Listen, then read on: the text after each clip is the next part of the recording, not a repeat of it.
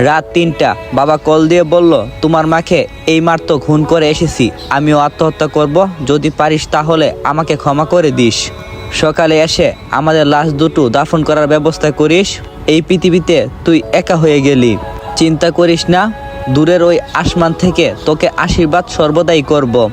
আমি কান্নাজড়িত কণ্ঠে বললাম, বাবা তুমি এসব কি বলছো? মাকে কেন খুন করছো? আমি তো কোনো কিছুই বুঝতে পারছি না, নাকি মজা করছো?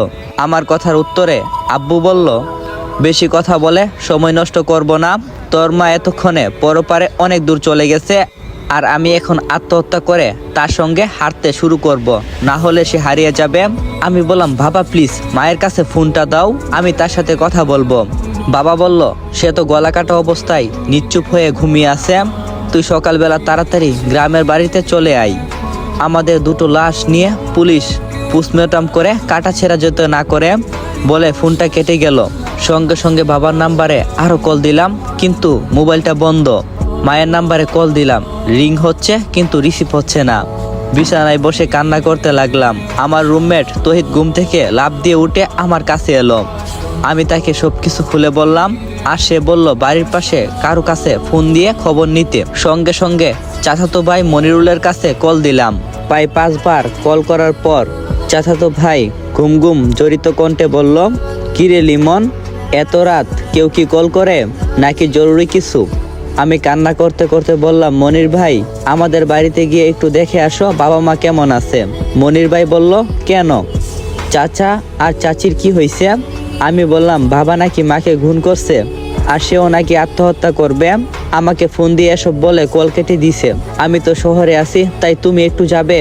মনির ভাই বলল, কি বলিস? আমি এক্ষুনি যাচ্ছি। হাই আল্লাহ, চাচা কেন চাচিকে খুন করবে? আমি বললাম, তুমি একটু তাড়াতাড়ি যাও, আর গিয়ে আমাকে একটু কল দিয়ে জানিও। আমি বরং ততক্ষণ সবকিছু গুছিয়ে রওনা দিচ্ছি, প্লিজ তাড়াতাড়ি যাও। মনির ভাই বলল, আচ্ছা ঠিক আছে। আমি খাট থেকে নেমে তাড়াতাড়ি প্যান্ট শার্ট পরা শুরু করছি। তৌহিদ ভাই কি করবে বুঝে উঠতে পারছে না, আমাকে বলল, আমিও তোর সঙ্গে যাব। আমি বললাম, তুই কেন যাবি? তৌহিদ ভাই বলল, সত্যি সত্যি যদি চাচা চাচির বিপদ হয়ে যায় তবে তো? আমি বললাম, প্লিজ এসব বলিস না, পৃথিবীতে আমার বাবা মা ছাড়া কেউ নাই। তখন তৌহিদ ভাই বলল, আচ্ছা মাথা ঠান্ডা কর আর চল তাড়াতাড়ি। রুম থেকে বের হয়ে রাস্তায় হাঁটছি, কোনো ধরনের গাড়ি দেখতে পাচ্ছি না। মেন রাস্তার দিকে একটু গিয়ে কিছু একটা পাওয়া যেতে পারে, তাই সেদিকে হাঁটা শুরু করছি। বাস স্টপে এসে একটা মাহিন্দার পেলাম। রাতের বেলা এই দুইটা গাড়ি একটু বেশি চলে জানতাম, তাই উঠে বসে পড়লাম। মাহিন্দারের মধ্যে বসা অবস্থায় মনির ভাই কল দিয়েছিল, কল রিসিভ করলাম। হ্যাঁ মনির ভাই বলো। তখন মনির ভাই বলল, লিমন তোদের রুমের দরজা তো ভিতর থেকে বন্ধ করা, ভিতরে বাতি চলে, কিন্তু ডাকাডাকি করলাম কোনো শব্দ পাচ্ছি না, এখন কি করব? আমার মাথায় কাজ করছে না। আমি বললাম, মনির ভাই আপনি দরজা ভেঙে ভিতরে প্রবেশ করুন, তাড়াতাড়ি করুন মনির ভাই। তখন মনির ভাই বলল, সত্যি সত্যি যদি তেমন কোনো কিছু হয়ে যায় তাহলে তো পুলিশ ঝামেলা করবে, কারণ পুলিশ শুধু বলবে কেন আমি দরজা ভেঙে ভিতরে প্রবেশ করছি। আমি বললাম, না কিছু হবে না। আমি তখন বলবো, আমি নির্দেশ দিয়েছি আপনাকে দরজা ভাঙার জন্য। মনির ভাই বলল, আচ্ছা ঠিক আছে। কল কেটে দিয়ে একটা অস্থিরতার মধ্যে হতাশা কাজ করছে আমার ভিতরে ঢুকে তারা কি খবর দেই সেটা অনুমান করতেই কষ্ট হচ্ছে।